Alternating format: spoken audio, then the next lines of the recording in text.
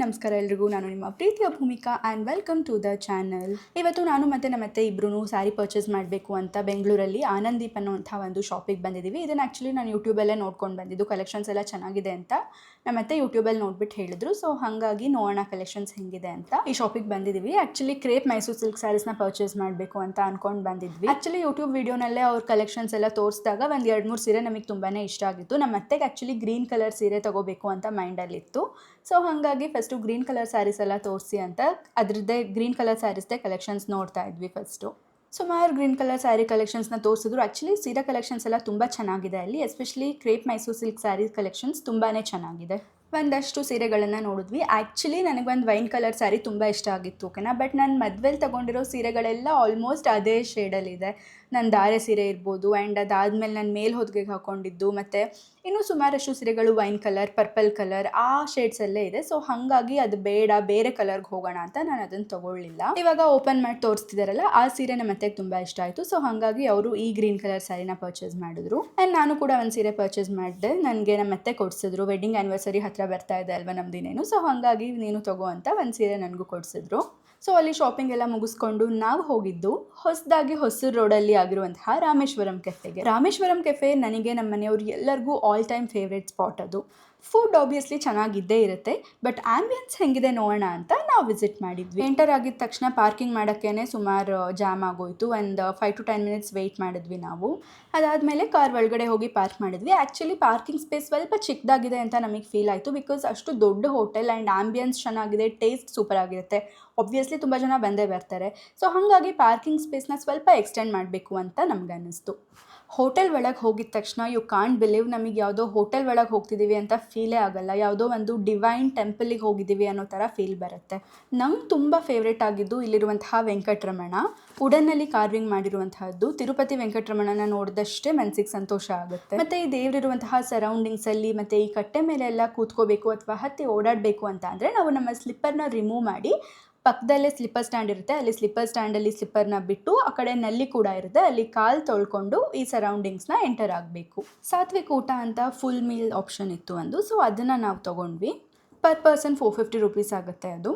And it's unlimited. ನಾವು ಯಾವುದನ್ನು ಎಷ್ಟು ಸತಿ ಬೇಕಾದರೂ ಕೇಳಿ ಹಾಕ್ಸ್ಕೋಬೋದು.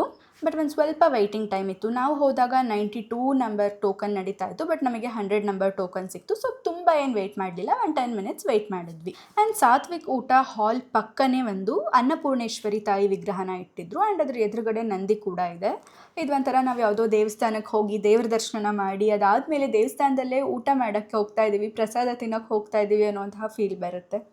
ಇನ್ನು ಈ ಊಟದ ಹಾಲ್ ಬಂದು ತುಂಬಾ ದೊಡ್ಡದಾಗಿದೆ, ತುಂಬ ಕ್ಲೀನ್ ಆ್ಯಂಡ್ ನೀಟಾಗಿ ಕೂಡ ಇದೆ. 2 ಆಪ್ಷನ್ ಇದೆ, ಟೇಬಲ್ ಆಪ್ಷನ್ಸ್ ಕೂಡ ಇದೆ. ಕೆಳಗಡೆ ಬೇಕಾದರೂ ಕೂತ್ಕೊಂಡು ಊಟ ಮಾಡ್ಬೋದು. ಕೆಳಗೆ ಕೂರೋಣ ಅಂತ ಅಂದ್ಕೊಂಡ್ವಿ, ಬಟ್ ನಮ್ಮ ಅತ್ತೆ ಮಾವ ಕೂಡ ಬಂದಿದ್ರು. ಸೊ ಅವ್ರಿಗೆ ಕೆಳಗಡೆ ಕೂರೋಕ್ಕಾಗಲ್ಲ. ಹಾಗಾಗಿ ನಾವು ಟೇಬಲ್ ಆಪ್ಷನನ್ನೇ ಚೂಸ್ ಮಾಡಿದ್ವಿ. ಬಾಳೆ ಎಲೆ ಊಟ ಹಾಕೋದ್ರಿಂದ ಸ್ವಲ್ಪ ಕಷ್ಟ ಆಗುತ್ತೆ ಚೆನ್ನಾಗಿ ಮೇಂಟೈನ್ ಮಾಡೋಕ್ಕೆ. ಬಟ್ ಸ್ಟಿಲ್ ಅಲ್ಲಿ ಒಂದು ಚೂರು ಗಲೀಜಾಗಲಿ ಕಾಲಿಗೆ ನೀರು ಅಂಟ್ಕೊಳ್ಳೋದು ಅದೆಲ್ಲ ಏನೂ ಇರಲಿಲ್ಲ. ಆ್ಯಂಡ್ ನಾವು ಸ್ಲಿಪ್ಪರ್ನ ರಿಮೂವ್ ಮಾಡಿ ಹೋಗ್ಬೇಕು ಅಲ್ಲಿಗೆ. ಸೊ ಹಾಗಾಗಿ ತುಂಬ ಕ್ಲೀನ್ ಆ್ಯಂಡ್ ನೀಟಾಗಿತ್ತು. ಪ್ರತಿಯೊಂದು ಡೀಟೇಲಿಂಗನ್ನು ಚೆನ್ನಾಗಿ ಅಬ್ಸರ್ವ್ ಮಾಡಿ ಎಲ್ಲಿ ಏನು ಮಾಡಬೇಕು ಅಂತ ತುಂಬಾ ಚೆನ್ನಾಗಿ ಥಾಟ್ಫುಲ್ಲಾಗಿ ಇವರು ಈ ಒಂದು ಹೋಟೆಲ್ನ ಆರ್ಗನೈಸ್ ಮಾಡಿದ್ದಾರೆ. ಫೈನಲಿ ನಮ್ಮ ಮೇಲೆಗೆ ಊಟ ಬಡಿಸೋದಕ್ಕೆ ಸ್ಟಾರ್ಟ್ ಮಾಡಿದ್ರು. ಅವ್ರು ಒಂದೊಂದೇ ಐಟಮ್ ಹಾಕ್ತಿದ್ದಂಗೂ ನಂಗೆ ಹೊಟ್ಟೆ ಹಸಿವು ಇನ್ನೂ ಜಾಸ್ತಿ ಆಗ್ತಾಯಿತ್ತು. ಅದು ನೋಡೋಕ್ಕೆ ತುಂಬ ಚೆನ್ನಾಗಿ ಕಾಣಿಸ್ತಿತ್ತು.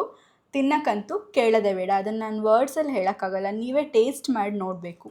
ಬೇಳೆ ಒಬ್ಬಟ್ಟು ತುಪ್ಪ ಅಂತೂ ನೆಕ್ಸ್ಟ್ ಲೆವೆಲ್.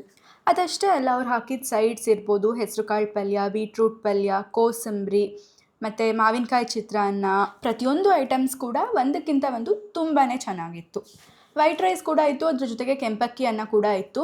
ರೈಸ್ ಜೊತೆಗೂ ಅಷ್ಟೇ ತುಂಬ ವೆರೈಟೀಸ್ ಇತ್ತು. ರಸಮ್ಮು, ಸಾಂಬಾರು, ಪಪ್ಪು, ಕರ್ಡ್, ಈ ಥರ ತುಂಬ ವೆರೈಟೀಸ್ ಇತ್ತು. ಎಲ್ಲದು ಸೂಪರ್ ಟೇಸ್ಟಿ ಆಗಿತ್ತು. ಮತ್ತು ಮಾವಿನಕಾಯಿ ಗೊಜ್ಜು ಮತ್ತು ಹಾಗಲಕಾಯಿ ಗೊಜ್ಜು ಹಾಕಿದ್ರು. ಅದು ಎರಡೂ ನಂಗೆ ತುಂಬಾ ಇಷ್ಟ ಆಯಿತು. ಯೂಶ್ವಲ್ ಆಗಿ ಹಾಗಲಕಾಯಿ ಗೊಜ್ಜನ್ನ ನಾವು ಮನೆಗಳಲ್ಲಿ ಮಾಡ್ಕೋತೀವಿ ಅಷ್ಟೇ, ಬಟ್ ಹೋಟೆಲ್ಸಲ್ಲಿ ನಾನು ಎಲ್ಲೂ ಜಾಸ್ತಿ ನೋಡಿಲ್ಲ. ಬಟ್ ಇವ್ರು ಅದನ್ನು ಸರ್ವ್ ಮಾಡಿದರು, ತುಂಬಾ ಟ್ರೆಡಿಷ್ನಲ್ ಅಂತ ಅನ್ನಿಸ್ತು. ಭರ್ಜರಿಯಾಗಿ ಊಟ ಮಾಡಿಕೊಂಡು ಎಲೆ ಫುಲ್ ಖಾಲಿ ಮಾಡಿ ಹೋಟೆಲ್ ಹೆಂಗಿದೆ ಅಂತ ಎಕ್ಸ್ಪ್ಲೋರ್ ಮಾಡೋಣ ಅಂತ ಹೊರಗೆ ಬಂದ್ವಿ. ಇಲ್ಲಿ ಕಂಬಗಳನ್ನು ನೀವು ನೋಡ್ಬೋದು, ಎಷ್ಟು ಡೀಟೇಲ್ಡಾಗಿ ಕಾರ್ವಿಂಗ್ ಮಾಡಿದ್ದಾರೆ ಅಲ್ವಾ. ಇಲ್ಲಿ ಸೆಲ್ಫ್ ಸರ್ವಿಸ್ ಕೌಂಟರ್ ಇದೆ ಅಲ್ವಾ, ಅಲ್ಲಿ ಸುತ್ತಲೂ 4 ಕಡೆನೂ ವಿಷ್ಣುವಿನ ದಶಾವತಾರದ ಕೆತ್ತನೆನ ಮಾಡಿದ್ದಾರೆ. ಮತ್ತು ಓಡಾಡೋ ದಾರಿನಲ್ಲಿ ಎಲ್ಲ ಕಡೆನೂ ಈ ರೀತಿ ಮಂಡಲ ಪೇಂಟಿಂಗ್ನ ಮಾಡಿದ್ದಾರೆ, which looks very beautiful. And ಇಲ್ಲಿ ಹೊರಗೆ ಬಂದರೆ ಹೊರಗಡೆಯಿಂದ ಈ ರೀತಿ ಕಾಣುತ್ತೆ ರಾಮೇಶ್ವರಂ ಕೆಫೆ. ಇಲ್ಲಿ ಲೆಫ್ಟ್ ಸೈಡಲ್ಲಿ coffee, juice, ice creams and ಎಲ್ಲ ಥರ ಡೆಸರ್ಟ್ಸ್ ಎಲ್ಲ ಇಲ್ಲೇ ಸಿಗುತ್ತೆ. ಅದರ ಎದುರುಗಡೆ ಆದಿಯೋಗಿ ಶಿವ ಸ್ಟ್ಯಾಚು ಇದೆ. ಕೆಳಗಡೆ ಚಿಕ್ಕದಾಗಿ ಒಂದು ಲೇಕ್ ಥರ ಇದೆ ಆ್ಯಂಡ್ ಫೌಂಟೈನ್ ಥರ ಇಟ್ಟಿದ್ದಾರೆ. ಅದರ ಮೇಲ್ಗಡೆ ಆದಿಯೋಗಿ ಶಿವ ಸ್ಟ್ಯಾಚುನ ಇಟ್ಟಿದ್ದಾರೆ. It looks very calm and peaceful ಗೊತ್ತಾ. ಕೆಫೆ ಥೀಮ್ ಬ್ಯಾಕ್ಗ್ರೌಂಡಿಗೆ ತುಂಬ ಚೆನ್ನಾಗಿ ಬ್ಲೆಂಡ್ ಆಗ್ತಾ ಇದೆ ಇದು. ಇಲ್ಲಿ ಆ್ಯಕ್ಚುಲಿ ಫುಡ್ ತಿನ್ನಕ್ಕೆ ಬರಲಿಲ್ಲ ಅಂದರೂ ಈ ಆ್ಯಂಬಿಯನ್ಸ್ ನೋಡೋಕ್ಕಾದ್ರೂ ಈ ರೆಸ್ಟೋರೆಂಟ್ನ ವಿಸಿಟ್ ಮಾಡಬೇಕು. ಒಂಥರ ಯಾವುದೋ ಟೂರಿಸ್ಟ್ ಸ್ಪಾಟಿಗೆ ಬಂದಿದ್ದೀವಿ ನಾವು ಅಂತ ಅನಿಸ್ತಾ ಇರುತ್ತೆ. ಫುಡ್ ಕೊಡೋದೇನಾದರೂ ಸ್ವಲ್ಪ ಲೇಟ್ ಆದರೆ, ವೆಯ್ಟಿಂಗ್ ಟೈಮ್ ಇದೆ ಅಂತ ಅಂದರೆ ಆರಾಮಾಗಿ ಟೈಮ್ ಪಾಸ್ ಮಾಡ್ಕೊಂಡಿರ್ಬೋದು, ಒಂಚೂರು ಬೋರ್ ಆಗೋದಿಲ್ಲ. ಆ್ಯಂಡ್ ಇಲ್ಲಿ ರೈಟ್ ಸೈಡಿಗೆ ಒಂದು ಲಿಂಗ ಭೈರವಿ ತಾಯಿದು ಒಂದು ಗುಡಿ ಇದೆ. ಅದ್ರ ಮುಂದ್ಗಡೆ ತ್ರಿಶೂಲನ ಪ್ಲೇಸ್ ಮಾಡಿರೋದು ತುಂಬಾ ಚೆನ್ನಾಗಿ ಕಾಣಿಸ್ತಾ ಇತ್ತು. ಅದ್ರ ಪಕ್ಕನೇ ಒಂದು ಗಣೇಶಂದು ಮೂರ್ತಿ ಇದೆ. ಮತ್ತು ನಾನು ಆವಾಗಲೇ ಹೇಳ್ದಂಗೆ ನಾವು ನಡೆದಾಡೋ ದಾರಿನಲ್ಲಿ ಉದ್ದಕ್ಕೂ ಈ ರೀತಿ ಮಂಡಲ ಪೇಂಟಿಂಗ್ನ ಮಾಡಿದ್ದಾರೆ. ಈ ಸೈಡ್ ಚಿಕ್ಕದಾಗಿ ಒಂದು ಸ್ಟೋನ್ ವರ್ಕಲ್ಲಿ ಒಂದು ಚಿಕ್ಕ ವಾಟರ್ಫಾಲ್ ಥರ ಮಾಡಿದ್ದಾರೆ. ಆ್ಯಂಡ್ ಈ ಹೋಲ್ ರಾಮೇಶ್ವರಂ ಕೆಫೆನಲ್ಲಿ ನನಗೆ ತುಂಬಾ ಫೇವ್ರೇಟ್ ಆಗಿದ್ದು ಅಂತ ಅಂದರೆ ಒಂದು ವೆಂಕಟರಮಣ ಮೂರ್ತಿ. ನಾನು ಆವಾಗಲೇ ತೋರಿಸ್ದೆ ಅಲ್ವಾ, ವುಡನ್ ಕಾರ್ವಿಂಗ್ ಅಂತ, ಅದು ತುಂಬ ಇಷ್ಟ ಆಯಿತು. ಅದನ್ನು ಬಿಟ್ಟರೆ ತುಂಬ ಇಷ್ಟ ಆಗಿದ್ದು ಈ ಒಂದು ತುಳಸಿ ಕಟ್ಟೆ. ಎಷ್ಟು ಡೀಟೇಲಿಂಗ್ ಆಗಿ ಇದೆ, ಎಷ್ಟು ಮುದ್ದಾಗಿದೆ ನೋಡಿ. ಶಂಖ, ಚಕ್ರ, ಮಧ್ಯದಲ್ಲಿ ನಾಮ, ತುಂಬ ಚೆನ್ನಾಗಿ ಬ್ಲೆಂಡ್ ಆಗಿದೆ. ಆ್ಯಂಡ್ ತುಳಸಿ ಗಿಡನೂ ಅಷ್ಟೇ ತುಂಬ ಚೆನ್ನಾಗಿ ಗ್ರೋ ಆಗಿದೆ, ಪ್ಲ್ಯಾಂಟ್ ಕೂಡ. ಇನ್ನು ತುಳಸಿ ಕಟ್ಟೆ ಎದುರುಗಡೆನೆ ಒಂದು ಚಿಕ್ಕ ಜಾಗನ ಕೃಷ್ಣ ಕುಟೀರ ಅಂತ ಮಾಡಿದ್ದಾರೆ. ಅಲ್ಲಿ ಈ ಥರದ 4 ಚಿಕ್ಕ ಚಿಕ್ಕ ಕರುಗಳಿದೆ. ಆ್ಯಕ್ಚುಲಿ ಇದು ಕರು ಅಲ್ಲ, ಪುಂಜನೂರು ಅಂತ ಒಂದು ಜಾತಿಯ ಹಸು. ಇದು ಇಷ್ಟೇ ಎತ್ತರ ಬೆಳೆಯೋದಂತೆ, ತುಂಬ ಎತ್ತರ ಆಗಲ್ಲ, ಇಷ್ಟೇ ಇರುತ್ತೆ. ಸೊ ಮೇಂಟೆನೆನ್ಸ್ ಈಸಿ ಆ್ಯಂಡ್ ಇದ್ರದ್ದು ಹಾಲು ತುಂಬಾ ಒಳ್ಳೆಯದು ಅಂತ ಹೇಳ್ತಾರೆ. ಈ ಒಂದು ಚಿಕ್ಕ ಕೃಷ್ಣ ಕುಟೀರದಲ್ಲಿ ಕೃಷ್ಣನ ವಿಗ್ರಹ ಒಂದಿದೆ. ಮತ್ತು ಇದಕ್ಕೆ ನಾವು ಏನು ಬೇಕು ಅದನ್ನು ಫೀಡ್ ಮಾಡೋ ಹಂಗಿಲ್ಲ, ಅದನ್ನು ಮುಟ್ಟಿ ಮಾತಾಡಿಸ್ಬೋದು.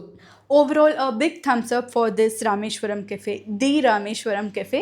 ಈ ಥರ ಕೆಫೆ ಸೀರಿಯಸ್ಲಿ ನಾನು ಎಲ್ಲೂ ನೋಡೇ ಇಲ್ಲ. ಫುಡ್, ಆ್ಯಂಬಿಯನ್ಸ್, ಕ್ಲೆನ್ಲಿನೆಸ್ ಪ್ರತಿಯೊಂದು ತುಂಬಾ ಚೆನ್ನಾಗಿದೆ ಇಲ್ಲಿ. ಮತ್ತು ಹೋಟೆಲ್ ಹೊರಗಡೆ ಇವರು ವಾಟರ್ ಫಿಲ್ಟರ್ಸ್ನ ಇಟ್ಟಿದ್ದಾರೆ. ನೀರು ಬೇಕಾದರೆ ನಾವು ಅಲ್ಲೇ ತೊಗೊಂಡು ಕುಡಿಬೋದು. ಯೂಶಲಿ ಎಷ್ಟೊಂದು ರೆಸ್ಟೋರೆಂಟ್ಸಲ್ಲಿ ನೀರೇ ನಮಗೆ ಸಿಗಲ್ಲ, ನೀರಿಗೂ ನಾವು ಬಾಟಲ್ ವಾಟರ್, ಮಿನರಲ್ ವಾಟರ್ನ ಕೊಡ್ತಾರೆ, ಅದಕ್ಕೆ ನಾವು ಪೇ ಮಾಡಬೇಕು. ಬಟ್ ಇಲ್ಲಿ ಆರಾಮಾಗಿ ನಾವು ಎಷ್ಟು ಬೇಕೋ ಅಷ್ಟು ನೀರನ್ನು ಕುಡಿಬೋದು.